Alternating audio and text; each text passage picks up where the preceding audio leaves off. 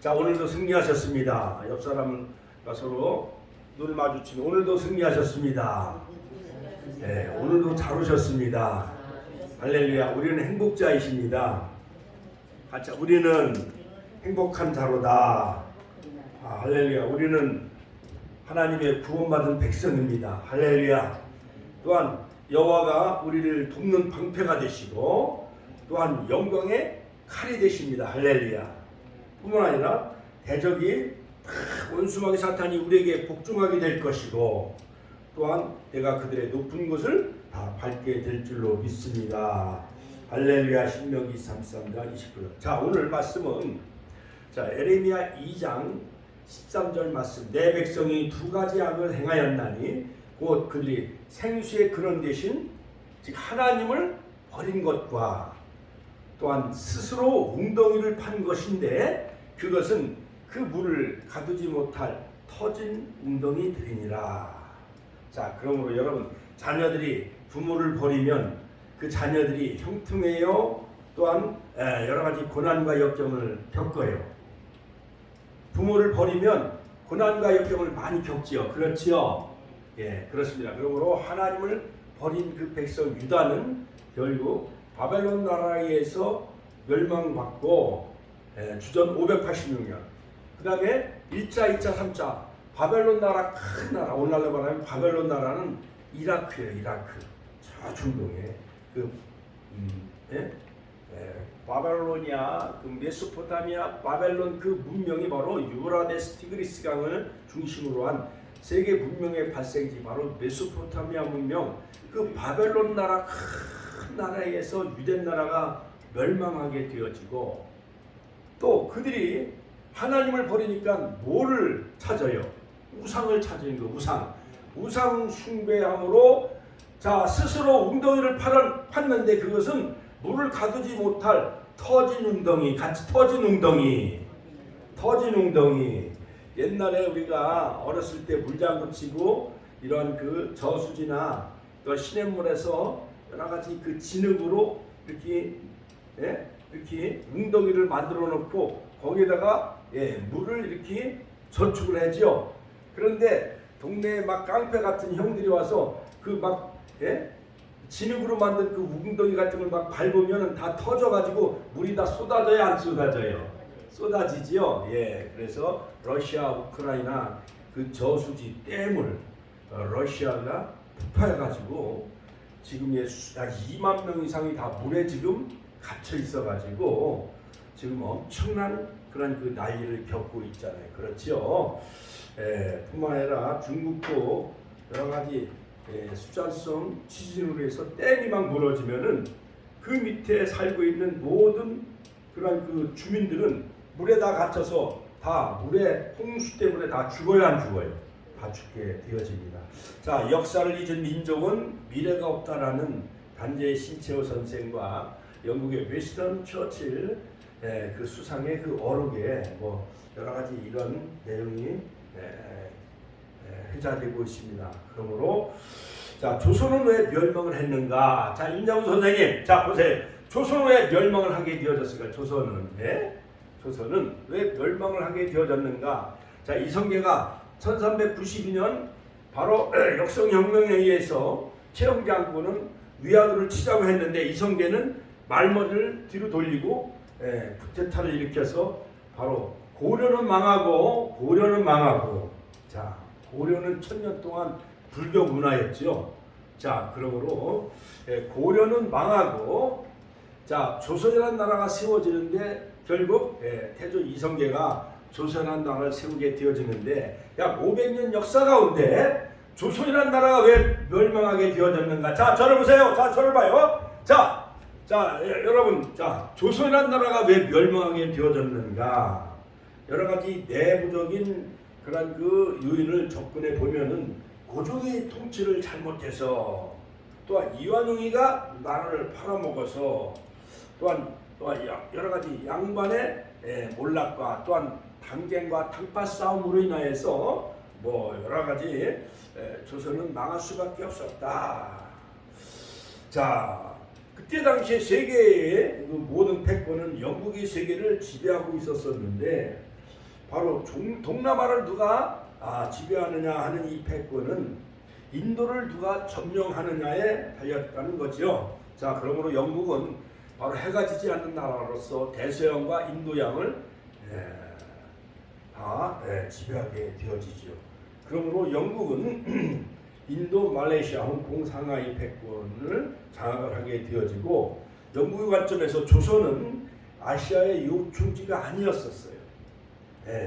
물론 중국과의 아편 전쟁을 통해서 이제 중국도 차지하게 되어지지만은 영국은 북중국과 일본과 조선은 별로 관심이 없었습니다. 그러나 다만 러시아의 남하를 막기 위해서 그 거문도 사건을 일으키게 되어지죠. 자, 그러므로 이 모든 그 대륙의 세계는 러시아와 중국이 패권을 차지하게 되어지죠.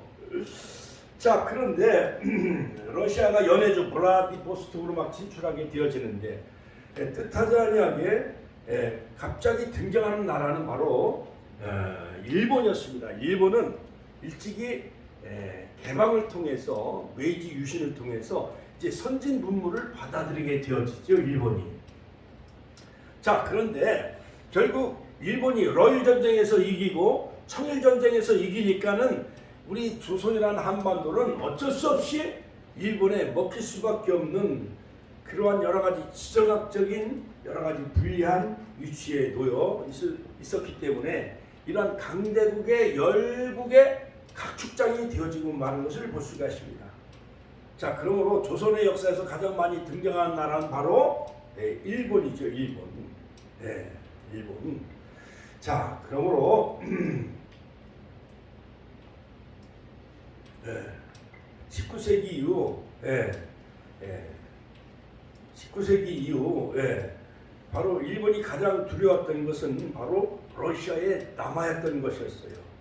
그래서 러시아가 만주와 39도 이부 북한을 점령하고 또한 39도 이하는 일본이 이렇게 점령함으로 말미암아 또한 중립지대론, 이건 어려운 말입니다만 여러 가지 이 동한반도를 둘러싼 이 패권은 러시아와 일본의 그러한 그 패권 다툼이었던 것이었어요. 자, 그래서 영국은 1688년에 영국 혁명이 일어나고 프랑스도 1789년도에 혁명이 일어나는데 그때 우리는 조선은 암울한 역사예요. 조선의 영조시대, 그 다음에 조선의 정조시대였던 거예요. 그러니까는 눈이 어두웠고 이 세계 열방을 우리는 바라보지 못했어요. 세계사에 너무 세계에 관한 그런 그 안목이 너무 좁았던 것이었습니다. 왜냐하면 대원군에 의해서 세국 정책을 펼치게 되어지므로 여러 가지 프랑스 신부라든가 여러 가지 신유박해, 병인양요 등 이런 것 때문에 엄청난 200년 동안 카톨릭 천주교가 바로 이 조선에 들어오는 것을 엄청나게 이 대원군은 막게 되어지죠.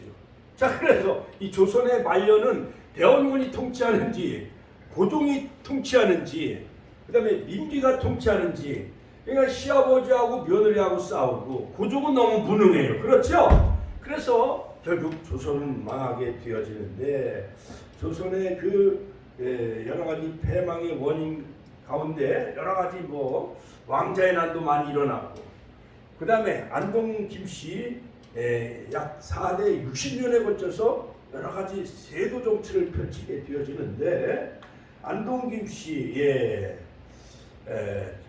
바로 병자호란 때 인조 임금이 남한산성에서 결국 청나라 홍타이한테 9번이나 무릎을 꿇지요. 그러니까 왕이 무릎 꿇고 그 아들 세자들이 다 소현 세자들이 다 포로로 끌려가고 나라는 다 망하고 병자호란 때. 자, 그러므로 그때 그 주사 여러 가지 병자호란 때 척화파 끝까지 항전하자 김상원 안동김씨죠. 그 다음에 청나라와 화해를 하자. 최명길 현실주의자였죠. 결국은 청나라에서 망하게 되어지고 김상원은 정말 얼마나 그 지조가 강한 신하였는지 왕이 오랑캐에 맞서 떳떳한 죽음을 맞이해야지 치욕스러운 삶 부고해야 무엇합니까 하면서 그 절개와 그 충절을 보여주고 낙향을 하게 되었는데 그런데 송시열도 역시 김상원은 신하의 가장 모범적이었다라고 극찬하면서 그 안동김 씨가 무려 이 60년 동안 세도 정치를 펼치게 되어지지요. 자, 그래서 결국 이 조선의 몰락을 가져오게 된 것 중에 원인이 또 하나 될 수가 있다라고 하기도 합니다. 또한 백제의 멸망은 어떻게 해서 백제가 멸망하게 되어졌느냐 하면은 바로 이 의자왕이 삼천 궁녀와 함께 낙화하면서 날마다 여자하고 술로 세월을 보내는 거예요. 그러니까는 660년에 결국은 백제가 망하게 되어지고 당나라 소정방에 의해서 결국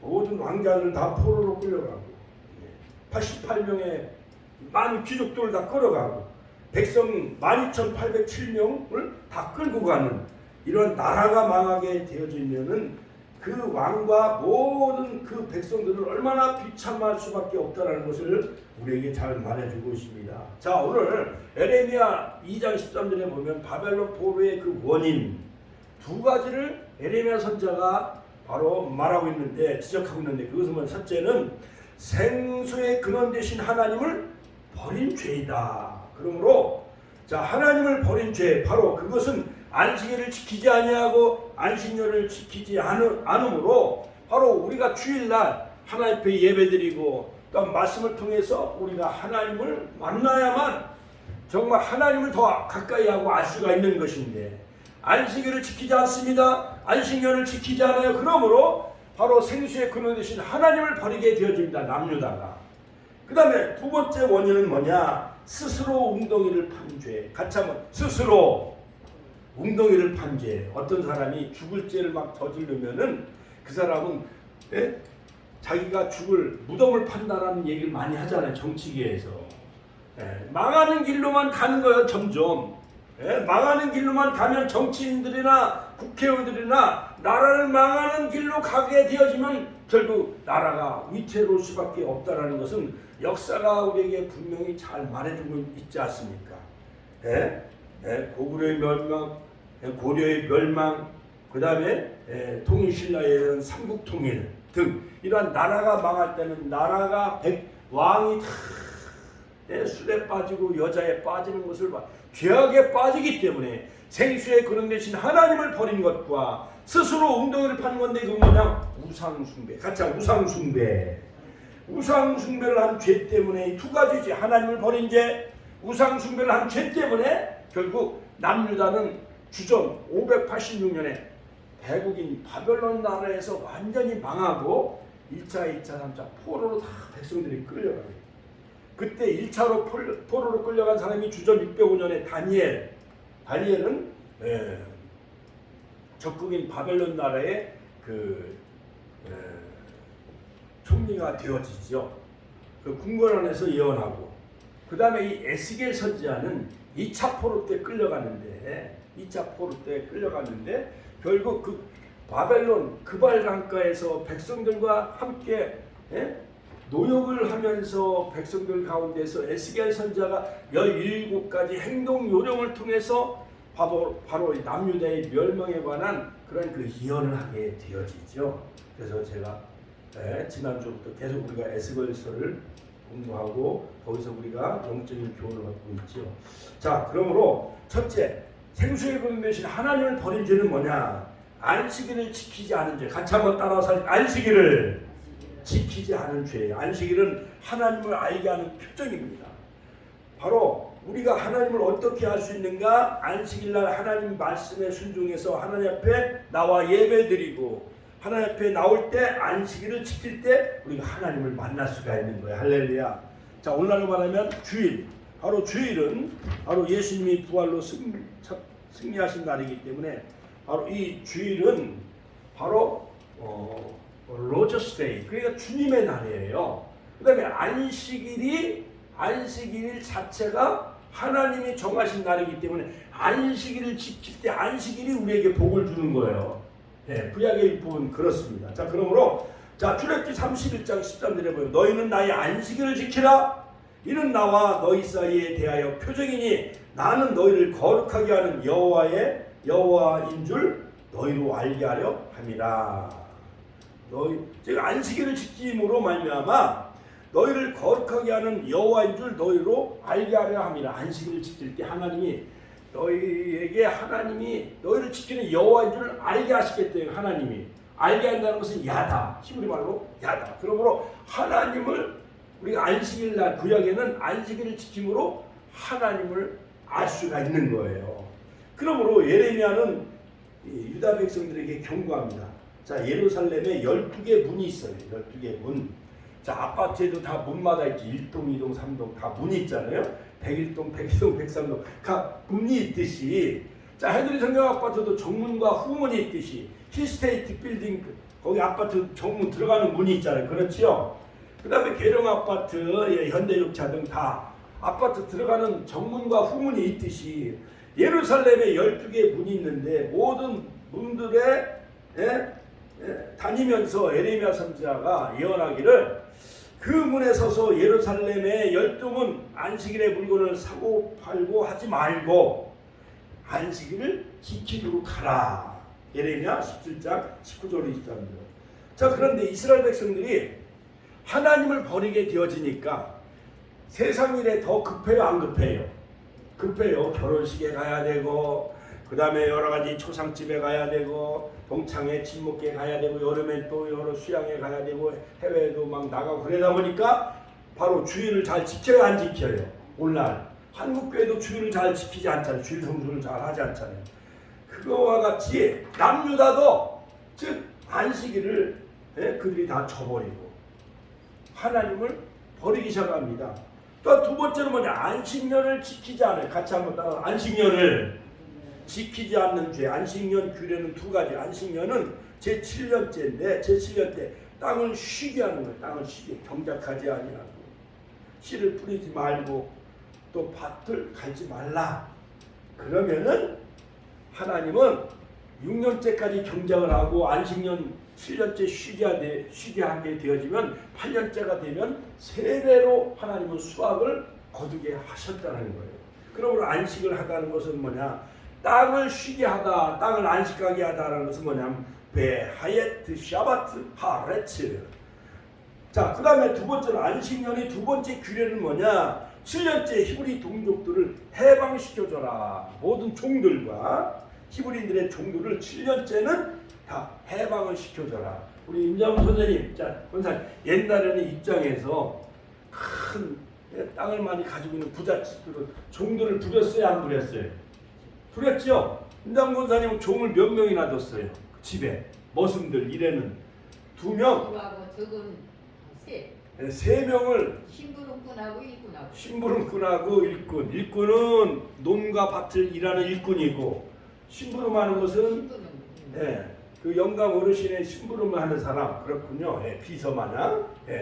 그거와 같이 자, 이 7년째가 되어지면 그 종을 임금을 주어가지고 돈을 즉 월급을 주고 7년째는 그 종들을 자기 본 고향 집으로 돌려보내는 이런 제도가 있었어요. 이스라엘 나라는.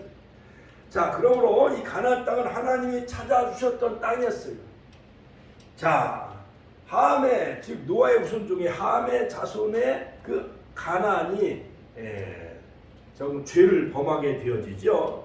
그래서 그 가나안 땅을 바로 하나님은 야곱의 후손들에게 야곱의 후손 12지파 즉 모세가 출애굽하고 여호수아가 요단을 건너 이 가나안 땅은 토해내는 땅이기 때문에 죄를 범해요. 이 가나안 족속들이 우상 숭배에 빠져. 그러니까 그 가나안 족속 7족속 10족속을 다 토해내게 하고 하나님을 믿는 즉 야곱의 12 아들들이 여호수아를 중심으로 그 가나안 땅을 정복하게 하시는 그 하나님, 바로 이 가나안 땅은 바로 낙토요 시편 106편 바로 천국을 예표하는 그림자예요. 그러므로 가나안 땅은 불순종할 때 토해낸다. 같이 한번 가나안 땅은 불순종할 때 토해내게 되어지는 거예요. 자, 그러므로 자 가나안 땅에 죄가 관영함으로 결국 여호수아가 주전 1406년에 여리고성을 정복하고 아이성을 정복하고 그 다음에 중부 지역을 정복하고 북부와 남부를 다 정복을 해서 가나안 땅을 16년 동안 정복해 나가는데 주전 1390년에 완전 정복을 하게 되어지고 즉 요셉의 해골을 세겜에 묻지요. 자, 그 사무엘 선지자 사울왕 그 다음에 다윗왕 그 다음에 솔로몬왕 40년 160년 동안 태평성대를 이루게 하시다가 드디어 다윗과의 언약을 맺어서 그 나라를 영원토록 하나님이 견고케 하신다고 그랬는데 결국 이 남유다가 예루살렘 성전도 무너지고 예루살렘 성도 무너지고 남유다가 바벨론 나라의 포로로 끌려가게 되어지는데 자, 그 원인은 무엇일까요? 원인은 자, 몇 가지로 우리가 살펴보면서 함께 은혜를 나누고자 하는데 자, 그것은 뭐냐? 자, 구약성경의 가장 중요한 사건은 뭐냐면 출애굽 사건과 남유다의 바벨론 포로와 포로에서 다시 돌아오는 포로 귀환 사건인 것입니다. 바로 이 두 사건은 모두 종말에 일어날 하나님의 심판과 구원을 우리에게 영적으로 잘 말해주고 있는 그러한 할 수가 있어요. 왜냐하면 고린도전서 10장 11절에 보면 저희에게 당한 이런 일이 출애굽 사건과 모든 광야 여정 가운데 이스라엘 백성들이 모함 여인 우상 숭배에 빠져 그들이 멸망하게 되어지는데 이런 일은 거울이 되고 같이 거울이 되고 또한 말세를 만난 우리에게 경계로 기록하였느니라. 사도 바울은 모든 출애굽의 사건과 광야의 노정 또 이스라엘 백성들의 패망 이런 것은 즉 하나님이 말세에 우리를 위해서 거울이 되어지고 또한 말세를 살아가는 우리들에게 경계로 기록하였다라고 고린도전서 10장 11절에 말하고 있습니다. 그러므로 계시록 18장 1절 6절에도 자 그러므로 재림을 기다리는 우리 하나님을 믿는 백성들은 반드시 그 모든 하나님의 구속 경륜을 깨달아 마지막 때를 우리가 잘 준비하며 말씀의 등불 성령의 기름을 가지고 깨어있는 신부가 되어져서 다 계시록 19장 바로 주님의 재림할 때 우리가 다 혼인잔치에 참여하는 저와 여러분들이 되시길 주 이름으로 축원합니다. 자, 그렇다면 하나님도 이상하지요. 아브라함과 맺은 언약, 모세와 신에서 맺은 언약, 그 다음에 다윗과의 그 언약을 살펴보면 하나님은 이스라엘 나라를 영원히 견고케 하신다고 했는데 자, 첫 번째 다윗의 언약의 관점에서 보면은 바로 이 남유다가 왜 멸망하게 되어졌는가 그것을 우리가 잘 살펴볼 수가 있어요. 자, 하나님은 다윗의 언약을 통해서 그의 나라를 영원히 보존하시겠다라고 사무엘하 7장 13절 역대상 10장 11절에 분명히 다윗과의 언약을 맺으셨어요. 언약하셨음에도 불구하고 남유다는 바벨론에 의해 약 20년에 걸쳐서 1차, 2차, 3차, 3차례에 걸쳐 포로로 끌려가요. 포로로 끌려가가지고 솔로몬 성전이 완전히 무너져요. 1차, 2차, 3차 느부갓네살 왕의 침략에 의해서 예루살렘 성전이 다 파괴되어지고 무너지는 것을 볼 수가 있습니다. 자, 그러므로 이 영적인 의미에서 요한계시록 18장에 보면은 이 바벨론은 뭐냐? 영적인 의미에서 죄악된 세상, 그 다음에 타락한 세상, 또한 타락된 모든 큰 음료, 즉 큰 음료, 바벨론, 즉 카톨릭이요, 카톨릭 음료, 그 바티칸 가보면은 뭐 다 금으로 다 싸발려놨어. 그래갖고 비카리우스, 필리데이, 그러니까 교황이 하나님의 대리자예요. 자기가 하나님의 행사를 하고 있는 거예요. 지금 요한계시록 17장 18장에 그대로 바벨론은 무너졌도다 무너졌도다 내 백성아 거기서 나와라. 할렐루야. 마지막 때에 작은 책을 먹고 영원한 복음을 전하는 우리 축복의 성도들 다 되시길 주의 이름으로 축원합니다. 자, 첫 번째 자 다윗 언약에 근거한 이 바벨론의 포로로 끌려갈 수밖에 없는 그 내용이 나오는데 그건 뭐냐? 자, 경과. 첫 번째 경과인데 다윗 왕은 주전 605년, 주전 597년, 주전 586년 1차, 2차, 3차에 걸쳐 왕과 귀족과 군인, 백성들이 바벨론으로 포로로 잡혀가요. 포로로 잡혀가요. 그리고 성전이 완전히 파괴되어지고 384년 만에 완전히 망하게 돼요. 남유다가 380 거의 한 400년 만에 남유다가 쫄딱 다 망하게 되어요. 북이스라엘은 먼저 망해. 주전 722년에 대국인 아수르에 의해서 망하게 되어지는데 바벨론 나라는 아수르보다 더 큰 나라예요. 바벨론이 아수르를 망하게 하고 바벨론이 남유다도 다 망하게 해요. 자, 그 원인은 뭐냐? 잘 들으세요. 원인. 다윗 언약은 전제 조건이 있는 언약이었어요. 저가 만일 죄를 범하면 내가 사람 막대기와 인생의 채찍으로 징계하려니와. 막대기와 징계하려니와. 사무엘하 7장 14절 한번 읽어봐요.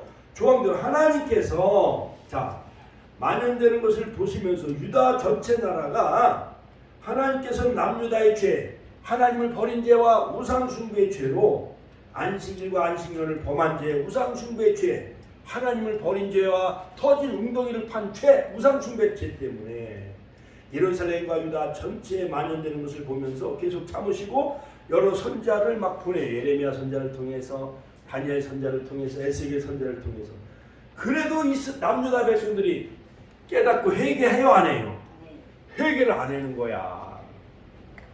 완고한 이스라엘 백성들은 끝까지 듣지 않고 그 죄가 돌이킬 수 없을 정도로 가득 차게 되자 마침내 남유다를 징계하기 위해 바벨론이라는 큰 나라를 쇠몽둥이로 사용해서 남유다를 멸망시키는 것을 볼 수가 있습니다. 한번 읽어봐요. 나는 그에게 아버지가 되고 그는 내게 아들이 되리니 그가 만일 죄를 범하면 내가 사람의 매와 사람의 막대기와 인생의 채찍으로 징계하겠다라는 거예요. 내 나를 영원히 경고케 하긴 하는데 그런데 저가 만일 죄를 범하면 우상숭배의 죄를 범하고 하나님을 저버리면 내가 너희를 막대기와 징계의 채찍으로 너희를 징계하겠다. 할렐루야. 하나님께 영광의 박수 올려드립니다. 자, 그러므로 그 핵심 내용은 뭐냐? 저는 내 이름을 위하여 집을 건축할 것이요 나는 그의 나라 위를 영원히 경고케 하겠다. 다윗과의 언약. 역대상 17장 11절 14절 사무엘하 7장 12절 16절 너희 나라를 내가 영원히 경고케 하는데 다윗의 언약 때문에 메시아 예수 그리스도를 보내주셔서 하나님 나라를 경고케 하셨잖아요.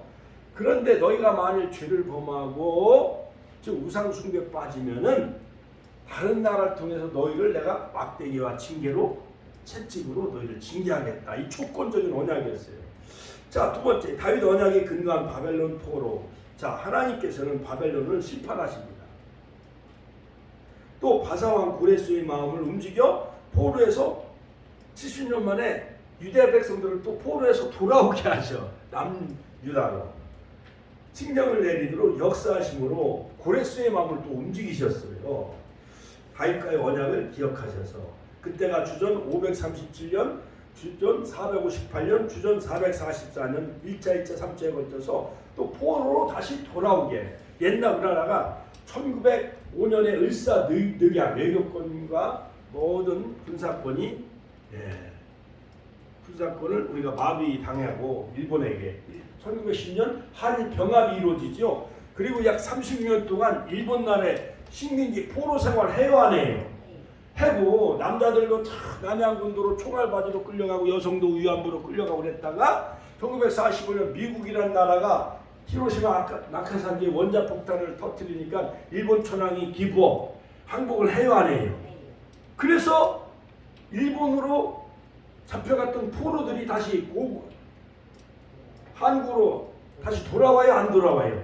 돌아오게 하는 것 마냥 남유다도 하나님을 버리고 우상 숭배에 빠지니까 바벨론 나라에 망하게 하고 70년 동안 포로 생활하다가 70년이 차니까 고레스의 마음을 움직여서 메데파사에 의해서 바벨론이 망하고 고레스의 마음을 움직여서 유대 백성들을 남유다로 다시 돌아오게 하시는 거예요. 왜냐? 백성들이 하나님을 버리고 우상 숭배에 빠지기 때문에. 그 원인은 다윗 언약을 범죄에 대한 징계에도 불구하고 하나님의 은총과 자비를 빼앗지 않으시고 다시 회복시켜 주십니다. 영원한 언약이므로 유다 백성들이 언약의 땅으로 다시 돌아올 수가 있었습니다. 사무엘하 7장 15절 16절, 역대상 17장 13절 14절. 자, 여기서 주는 우리에게 엄청난 교훈은 뭐냐? 남유다의 멸망으로 하나님께서는 택하신 백성을 구속 역사가 단절되는 듯 보였지만 언약 백성에 대한 하나님의 사랑은 결코 단절되지 않았으므로 로마서 11장 29절 강한 징계를 통하여 회개를 촉구하여 다시 하나님의 구속 역사를 담당할 거룩한 백성으로 거듭나게 하셨습니다. 에레미야 19장 11절 13절. 나 여호와가 말하노라. 같이 한번 따라하세요. 나 여호와가 말하노라. 너희를 향한 나의 생각은 내가 하나니 재앙이 아니라, 같이 재앙이 아니라 그 평안이요 너희 장래의 소망을 주려 하는 생각이라. 할렐루야. 하나님께 영광의 박수 올려드립니다. 자, 그러므로 자식이 많은 그 가정은 바람잘 날 없잖아요. 그렇지요? 10손가락 깨물어도 안 아픈 손가락이 어디 있어? 그렇지요? 너희 자식 호적에서 그냥 너 이름을 지워버렸어. 나가! 그래갖고 10년 만에 돌아오면 엄마 아버지가 그 아들을 받아줘야 안 받아줘요? 받아줘야 되잖아. 그렇잖아요. 그렇죠? 어제 우리 서울 강남 그 그랜드힐 컨벤션 웨딩홀인데 어마어마해. 빌딩이 어마어마하게 커. 아이고, 그 강남에서요 예식 한번 하면은 그 점심값이 10만 원이 넘어가. 그리고 비프 스테이크하고 포도주 하나 나오는데 간에 기별도 안 가. 우리 장로님하고 우리 누님 권사님은 이거 먹어도 별로 맛이 없대. 그냥 우리는 김치찌개나 밥 같은 걸 먹어야 우리는 그게 식사가 되잖아요. 그렇지요? 그러나 양식 새우 같은 거 하고 뭐 비프 스테이크 같은 거는 너무 비싸기만 10만 원이요. 그 점심. 거기 한 700명, 800명 그 모든 양가 그 내빈들만 해도 예식 그 비용이 엄청난 거 한 1억 이상이 나와요. 그 생질의 딸이 시집을 갔는데 명성교회 다니는 그 우리 생질 조카가 큰 누님의 아들이 명성교회 이제 장로가 되어져요. 그 생질 부인도 그 권사가 됐고 해가지고 하나님이 엄청난 복을 주셔가지고 이제 농협 직원의 지점장이 됐어. 그러니까는 농협 관계자 하객들이 많이 왔게요, 안 할게요? 많이 왔어요. 할렐루야. 하나님께 영광의 박수 올려드립니다. 그러니까 우리 큰 누님이 이런 복을 누리게 된 것이다. 하나님의 은혜라는 거예요. 자, 그것처럼 우리가 과거에는 힘들고 어려웠어요. 시골에서 살 때는 안성에서. 그렇다가 뿔뿔이 흩어졌다가 다시 큰 자녀들이 또한 손주들이 결혼식이 있다고 하면 또 모여요, 안 모여요? 모이면 과거에 서먹서먹했던 것이 다 이것이 화해가 되어야 안 되어요? 화해가 되어지잖아요. 그거 마냥 나 여호와가 말하노라. 하나님은 에레미야 29장 11절에 말씀하시죠. 너희를 향한 나의 생각은 내가 하나니 즉 재앙이 아니라고 평안이요 너희 장래에 소망을 주려 하는 생각이라. 이제 바벨론 나라에 70년 동안 포로 생활하는 것은 즉 너희를 향한 생각은 뭐냐? 재앙을 주려고 하는 것이 아니라 너희에게 평안을 주기 위함이며 장래의 소망을 주려 하는 것이 하나님의 마음이라는 거예요. 할렐루야. 하나님께 영광의 박수 올려드립시다. 할렐루야. 자, 그럼 하나님의 구속의 사랑은 영원 무궁하잖아요. 에덴 동산을 지으시고 아담 후손을 통해서 그 다음에 셋을 통해서 노아의 후손을 통해서 인류를 구원하시고자 또 아브라함을 보내셔서 또한 그 다윗과 또한 예수 그리스도를 통해서 인류를 구원하시겠다고 하는데 우리 인간들은 저 일본 놈들이나 저 북한 김일성이나 소련 놈들은 하나님을 믿어요, 안 믿어요? 안 믿어. 거역만 해. 언젠가는 그날을 다 심판하게 하실 줄로 믿습니다. 일본은 미국에서 다 패망하게 하시잖아요. 소련도 다 해체되게 하시고 할렐루야. 마지막 때는 온 세계가 다 하나님 믿는 그런 복된 나라 천년왕국이 이루어질 줄로 믿습니다. 할렐루야. 자, 두 번째는 뭐냐? 두 번째. 자, 그러나 이 포로 시기에 활동한 선자들이 하나님의 계시의 말씀을 선포하며 남유다 백성들을 말씀을 통해서 회복운동에 같이 말씀을 통해서 회복운동을 펼쳐요. 할렐루야. 자, 예루살렘 성전은 무너졌고 나라는 다 망했고 바벨론 나라의 포로로 잡혀갔으니까 이제는 예루살렘 성전에서 유월절을 지킬 수도 없고 맥주절을 지킬 수가 없고 초막절, 수장, 장막절을 지킬 수가 없고 제사를 지낼 수가 있나요? 없나요? 없는 거예요. 하나님과의 영적인 교제가 다 단절됐어요. 그런데 선자를 보내셔서 말씀을 통해서 다니엘의 예언을 통해서 에레미야 또한 예언의 말씀을 에스겔 선자를 통해서 또한 스룹바벨과 또한 에스라 학사를 보내셔서 바로 이 회복운동을 펼치는 것을 볼 수가 있습니다. 하나님은 자기 백성을 바벨론에서 포로로 보내셨으나 70년이란 기나긴 시간 동안 영적으로 암흑시대의 상태로 방치해두지 아니하시고 선자를 통해 말씀을 보내어 철저하게 회개운동을 펼쳐 새로운 백성으로 되게 하시는 것을 볼 수가 있습니다. 첫 번째 에레미야 선자의 그런 메시지. 자, 하나님은 에레미야 선자를 통해서 에레미야 선자도 제사장의 가문의 그 아들이에요. 자, 그러므로 이 에레미야 선자를 통해 7번이나 에레미야 선자는 7번이나 바벨론에게 항복을 하라 7번이나 그 예언을 하네. 그러니까 유다 백성들은 에레미야 선자가 미워요, 안 미워요? 믿고 얄미운 거야. 예를 들어서 야, 대한민국 중국에게 항복하라, 북한 김정은에게 항복하라 하면은 목사가 그럴 수가 있냐고. 대한민국이 저 북한에게 항복하고 중국에 항복하라 하면 그 목사는 우리 모든 한국 교계와 모든 백성들에게 믿게 보여야 안 보여요? 믿게 보일 수밖에 없잖아요. 에레미야가 그런 예언하는 거예요. 첫 번째는 주전 608년 에레미야 26장 1절, 두 번째 605년 에레미야 25장, 그 다음 주전 597년 에레미야 29장, 주전 593년 에레미야 27장, 주전 588년 에레미야 27장, 여섯 번째는 주전 587년 에레미야 37장, 일곱 번째 주전 586년 에레미야 42장 7절에서 17절에 걸쳐 7번이나 반복하여 바벨론에 항복하라 이렇게 예언하냐. 이것이 하나님의 뜻이다라고 하면서 왜 에레미야 선자는 결혼도 하지 않냐고. 제사장의 아들이었는데 그렇게 이렇게 하나님의 계시의 말씀이라고 선포한 그대로 선포가 한 대로 그대로 이루어지는데 그래도 유다 백성들은 계속 에레미야 선자를 말을 듣지 않냐고 미워하는 거예요. 바벨론 포로 70년은 남유다의 죄에 대하여 하나님이 작정하신 징계의 기간이었다. 그렇기 때문에 정하실 때까지 반드시 바벨론의 멍에를 메워야 한다. 그것이 하나님의 뜻이다라고 선포해요. 이것만이 이스라엘 백성이 하나님께서 작정하신 때까지 그 생명을 보존할 수 있는 유일한 길이기 때문이었다. 에레미야 29장 5절로 7절.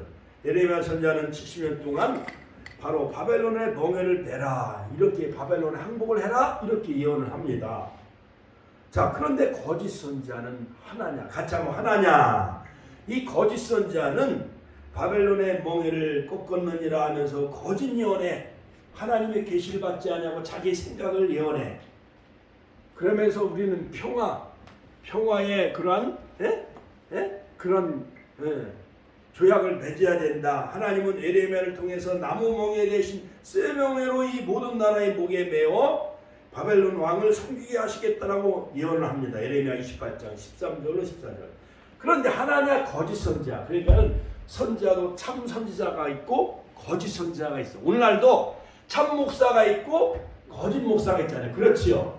교회도 하나님이 정말 칭찬하는 요한계시록 2장과 3장에 보면 칭찬받는 교회가 두 교회가 있어요. 빌라델비아 교회하고 소모나 교회. 그런데 에베소 교회와 소모나 교회, 버가모 교회, 두아디라 교회, 라우디아 교회 5교회는 다 책망을 받았나요? 안 받았나요? 다 받았어요. 처음 사랑을 잃어버렸고, 이세벨을 용납하고, 그 다음에 뜨뜻미지근하고, 예? 그러니까 5개 교회는 다 책망하시고, 빌라델비아 교회는 선교하는 교회였습니다. 소모나 교회는 죽도록 충성한 교회. 그 2교회는 칭찬받았어요. 그것처럼 우리 축복교회도 마지막 때 빌라델비아 교회처럼 칭찬받는 교회가 되시길 주의 이름으로 축원합니다. 자, 그런데 이 거짓 선자인 하나냐는 거짓 예언이에요. 자, 그래서 2개월 만에 하나님이 그를 죽여버려요. 예레미야 28장 10절. 불순종한 왕과 백성들은 극히 약하고 버려질 광주리의 무화과 나무로 비유하신 것처럼 칼과 기근과 연병을 보내어 먹을 수 없는 무화과 나무가 되게 하십니다. 그러니까는 썩은 무화과 나무와 또한 아주 싱싱한 무화과 나무 비유를 통해서 바로 에레미야에게 다 계시해줘. 살구나무의 비유, 북에서 기울어진 끓는 풀가마 등. 그러니까 에레미야는 참 선지자예요. 하나님이 그에게만 말씀하셨고 그가 말씀하신 대로 바벨론에 항복하는 것이 하나님의 뜻이었어. 바벨론의 멍에를 매는 것이 하나님의 뜻이었습니다. 자, 에레미야 선지자의 말씀에 순종하여 왕들 중 유일한 바벨론 왕에게 나아가 항복한 그 여호와기는 느부갓네살의 아들 에월므로닥 원년인 포로로 끌려간 지 37년 만에 옥에서 풀려나게 되어지고 종신토록 필요한 것을 공급받는 등 주의가 회복이 되어집니다. 자, 에레미야 선지자는 7번에 걸쳐서 바벨론 나라에 항복하는 것이 하나님의 뜻이다. 바벨론의 멍에를 매라. 그 다음에 2번째 이 에스겔 선지자, 같이 한번 따라. 에스겔 선지자. 에스겔 선지자는 어떻게 예언을 선포했느냐. 즉 예레미야가 본국에서 사역하는 동안 에스겔은 바벨론 강가에 포로로 끌려가 백성들 가운데 하늘이 열려요. 그발 강가에서 하늘이 열려서 여호와께서 포로민들 가운데 함께 하시어 거기 여전히 활동하고 계신다는 것을 보여줍니다. 에스겔에서 1장 1절로 3절. 자, 에스겔을 통해 임박한 유다의 멸망을 행동 예언으로 보여주고 하나님의 말씀을 믿게 하기 위해 마지막 최선의 방법을 이제 사용하게 하시는데 많은 뼈의 소생을 통해서 유다가 회복되어진다. 에스겔 성전과 여호와의 성읍의 이름과 여호와 쌈마, 에스겔서 40장과 48장 에스겔 쌈마 언약 백성이 반드시 회복되어지고 에스겔서 47장 성전 문지방에서 흐르는 그 생수의 강물이 일천적을 측량하니 발목에 오르고 일천적 측량하니 허리에 오르고 무릎에 오르고 일천적을 측량하니 허리에 오르고 일천적을 측량하니 헤어발 물이더라 하면서 그 성전문에서 흐르는 생수의 강물이 죽어가는 저 사해바다도 소성케 하다. 할렐루야. 그러므로 마지막 때에 성령을 통해 복음을 통해 바로 영적 이스라엘 나라가 회복되어지고 메시아 왕국이 이루어진다는 것을 에스겔서 37장과 47장을 통해서 바로 에스겔을 통해서 회복의 역사가 일어난다는 것을 다 보여주십니다. 자, 그러므로 바벨론 압제에서 구원하시어 예루살렘으로 옮겨주시고 극한 환난 중에서도 믿음으로 가져야 소망의 메시지를 선포하는 그 선지자는 바로 에스겔 선지자였어요. 같이 한번 에스겔 선지자. 그리고 마지막 3번째는 다니엘 선지자. 같이 한번 따라. 다니엘 선지자. 이 다니엘 선지자는 1차 바벨론 포로로 끌려갈 때 주전 605년에 활동한 선지자로서 제1차 바벨론 포로 귀환 영을 지나 고레스 3년까지 포로기 전반에 걸쳐 바벨론과 메데 바사 왕국에서 바로 전국의 국무총리가 돼요. 국무총리. 같이 한번 국무총리. 그러므로 그 궁궐에서 활동한 선자가 바로 다니엘 선자였습니다. 그러므로 다니엘과 세 친구도 포로로 끌려가죠. 사드락과 메삭과 아베노고 끓는 푸른 불에 집어넣었는데도 하나님이 그들을 머리털끝 상하지 아니하도록 지켜주셨어요. 그리 아니하실지라도 우리는 절대 우상에게 우리는 절하지 아니하겠다. 이러한 지조와 절개를 갖는 성도가 되시기를 주의 이름으로 축원합니다. 축원합니다. 할렐루야. 그러므로 다니엘의 세 친구는 끝까지 느부갓네살왕 금신상에 절하기를 거부하게 되어지죠. 자, 결론적으로 남은 자들을 통한 구속의 경륜, 같이 한번 따라서 남은 자들을 통한 구속의 경륜. 자, 하나님은요 인간의 불신과 패역으로 하나님의 구속의 역사가 단절될 위기에 놓일 때마다 거룩한 하나님의 백성을 각 시대마다 남겨두셔요. 자, 남겨두시는데 그리하여 태초부터 종말까지 하나님의 구속의 역사가 단절되지 아니하고 변함없이 전진해 나가는 것을 볼 수가 있습니다. 아모스 선자는 남은 자를 곡식을 채질하고 남은 알갱이로 비유하고 있고 아모스서 9장 9절. 이사야 선자는 남은 자를 바로 뭐라고 비유하고 있느냐? 그루터기. 같이 한번 그루터기. 산에 가서 이렇게 소나무를 비워도 저 설악산 강원도 같은 데 가면 오대산에 가면 큰 나무를 막 500년 600년 된 나무를 자르면은 그걸 가지고 금속 가지고 남대문 그걸 짓잖아요. 그렇지요. 옛날 궁궐을 짓잖아요. 그렇죠. 그런데 그 금속 소나무를 베면은 나머지 그루터기가 남아 있어요, 안 남아 있어요?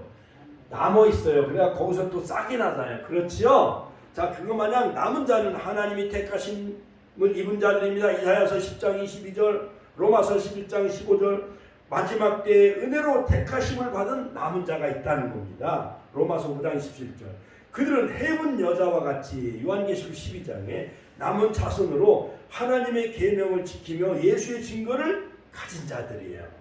그러므로 우리 축복의 가족들과 성도들은 마지막 때에 재림할 때에 다 천사들 다 보내요. 그 택하신 자들을 이 끝에서 사방 끝까지 모으신다고 말씀하고 계십니다. 할렐루야. 마태복음 24장 31절. 할렐루야. 하나님께 영광의 박수 올려드립시다. 그들도 다 남은 자가 되어져서 택하신 그러한 자들이 되어져서 영적 시온 하나님의 구속사를 충실히 실천해 나가는 우주 안에 있는 그리스도 안에 있는 그런 그 교회가 되어져서 이방 사방 이 끝 저 끝에서 다 하나님이 우리 축복교회로 모여드는 영적 시온의 산이 되어지시기를 주의 이름으로 축원합니다. 그러므로 큰 성 바벨론은 무너지게 되어진다는 것. 바벨론 포로와 같은 마지막에 전무후무한 엄청난 큰 환란이 우리 앞에 곧 다가오게 되어진다는 거예요. 요한계시록 17장 18장. 그러므로 재림 직전에 전 세계 모든 사람에게 임할 전무후무한 환란. 다니엘서 12장, 그 다음에 요한계시록 3장. 큰 환란 후 3년 반 적수가 통치하며 그 마지막 일곱 나팔, 일곱 대접의 재앙이 남아있는데 바로 이 큰 성 바벨론은 큰 음료, 같이 큰 음료. 옛날 주막에서 또한 서울의 이태원 같은데 큰 음료, 기분이 좋아요, 나빠요? 나쁘죠. 큰 음료, 큰 성 바벨론, 요한계시록 17장. 이것은 뭐냐? 적시도, 칼로리, 많은 물 위에 앉아있는 음료. 이것은 카톨릭을 말하는 겁니다. 능력과 권세를 그에게 주어 계시록 17장. 하나님께서 자기 뜻대로 할 마음을 주고 하나님의 말씀이 응하기까지 그 날을 짐승에게 내어준다는 거예요. 그러니까 후 3년만 엄청난 환란, 그때는 우리가 마음껏 예배할 수도 없다는 거예요. 창세 이후로 이 큰 환란이 닥쳐오게 되어지는데, 그러므로 어린 양의 생명책에 기록되지 못한 자들은 이 기간에 모두 배도하게 되어지고 하나님을 다 배신하게 되어진다는 거예요. 다니엘서 11장, 요한계시록 14장. 이 환란은 끝끝이 이미 예정되어 있다는 것입니다. 다니엘서 11장 35절, 요한계시록 2장 10절. 그러므로 대환란에 있을 큰 성 바벨론은 멸망되어지는 거예요. 그러므로 요한계시록 후 3년 반에 있을 전 세계 대환란을 우리에게 예고하고 있습니다. 세상 바벨론이 심판받을 그 이유는 뭐냐? 음행의 이유. 같이 음행. 예레미야 51장 7절. 음행. 같이 한번 음행. 여러분 광야 여정 40년의 마지막 모압에서 연병으로 약 엄청난 24,000명 하나님이 치시는데, 그것이 뭐냐면 마지막에 음행이요, 음행 사건, 발볼, 시딤에 있는 여자들이 남자들랑 유혹을 해. 그래서 이스라엘 백성들이 여자 유혹에 넘어가요, 안 넘어가요? 남자치고 여자 유혹에 안 넘어가는 남자가 없잖아요. 거기서 연병에 걸려 24,000명을 다 쳐버려요. 결국은 마지막 시험은 음행의 시험. 여러 가지 서울시청에서 취업 문화재 박원순 씨한테 지금 동성애, 유럽이 다 프랑스, 영국이 무너지는 것은 뭐냐? 교회가 무너지는 것은 동성애, 음행으로 무너져요. 에덴 동산의 하와가 뭐 때문에 무너져요? 뱀의 유혹에 넘어가는 거예요. 에덴의 교회, 에덴 성전이 무너지잖아요. 한국 교회가 무너지는 것은 뭐냐? 음란죄로 무너지는 한국 교회가. 목사들이 다 음행에 취합니다. 에레미야 57장 7절, 계시록 14장 8절, 계시록 17장 2절, 18장 3절. 우상숭배, 사치와 향락, 계시록 18장 11절 14절. 인본주의, 다니엘 4장 20절. 회개치 않음으로, 요한계시록 19장 21절. 성도들의 피와 예수의 증거들이 피에 취해 있는 죄, 교만의 죄. 그러므로 이 바벨론이 심판받을 수밖에 없다라는 거예요. 카드리 이것 때문에 다 무너지는 거예요. 사치와 향락, 인본주의, 회개치 않음으로. 그러므로 바벨론은 하루 동안의 완전한 심판과 멸망이 예언되어져 있습니다. 요한계시록 14장 7절. 자, 그러므로 바벨론의 멸망 원인은 요한계시록 18장 4절. 내 백성아 거기서 나오라. 같이 한번 내 백성아 거기서 나와라. 성도들의 인자가 여기 있나니 하나님의 계명과 예수의 믿음을 지키는 자가 되어져서 거룩한 성 새 예루살렘 새 하늘과 새 땅에 다 들어가는 우리 축복의 권속들 다 되시기를 주의 이름으로 축원합니다. 축원합니다. 주여 한번 신의 통로로 기도했습니다.